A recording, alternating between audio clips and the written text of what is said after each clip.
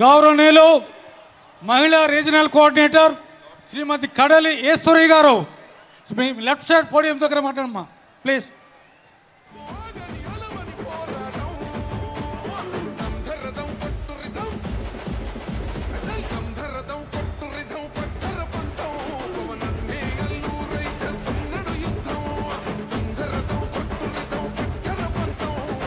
బాబు దయచేసి వాలంటీర్స్ అక్కడ చూడాలి, left side stage left side.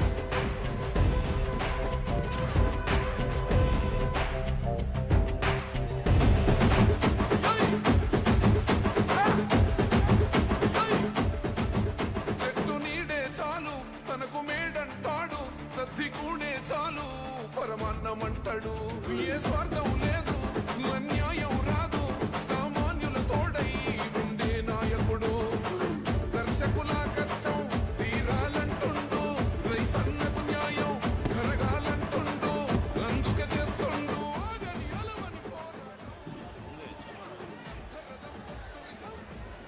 సభకు నమస్కారం. అలాగే మన పెద్దలు గౌరవనీయులు మనోహర్ గారికి, నాగబాబు గారికి, అలాగే మంత్రివర్గానికి, ఎమ్మెల్యేలకి అందరికీ కూడా నమస్కారాలు తెలుపుకుంటూ, ఈరోజు మన డిప్యూటీ సీఎం పవన్ కళ్యాణ్ గారు 12వ ఆర్బో సభకి ఆయన సభ అనేటప్పటికీ ఈ జనాన్ని చూస్తుంటే ఒక సముద్రం తరలి వచ్చిందా అన్న విధంగా కోలాహలంగా ఉంది. మనకి సంక్రాంతి అలాగే ఉగాది పండుగలు ఎలాగైతే వస్తాయో ఆవిర్భావ దినోత్సవం కూడా అదే పండుగలా మనం అందరం చేసుకుంటాము. అటువంటి పండుగ రోజు ఈ రోజున 11 ఆవిర్భావ దినోత్సవాలు చేసుకుని సార్ చెప్పినట్టు ఎన్నో అడ్డంకులు, పర్మిషన్లు ఉండే కాదు, ఎక్కడికక్కడికి జనాలని దారులు మళ్లించేసేవారు. అయినా సరే అన్నీ దాటుకుంటూ మనం 11 సభలు చేసుకున్నాము. ఇప్పుడు 12వ సభ ఎంతో ఘనంగా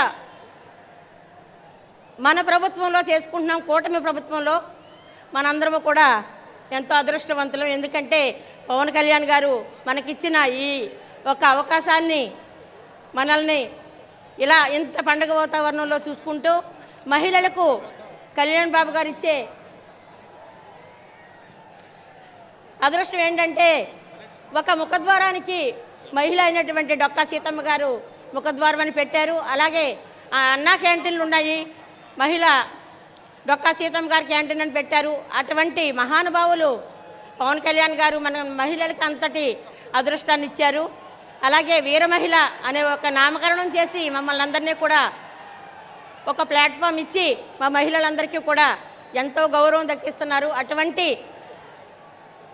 వీర మహిళగా, అటువంటి మహిళా నాయకురాలుగా నేను ఎంతో అదృష్టవంతులుగా భావిస్తూ ఇంతటి అవకాశాన్ని ఇచ్చిన పెద్దలందరికీ ధన్యవాదాలు తెలుపుకుంటూ జై జనసేన. గౌరవనీయులు పిఠాపురం కాన్స్టిట్యూన్సీ ఇన్ఛార్జ్ శ్రీ మర్రెడ్డి శ్రీనివాస్ గారిని మాట్లాడాల్సి కోరుతున్నాను.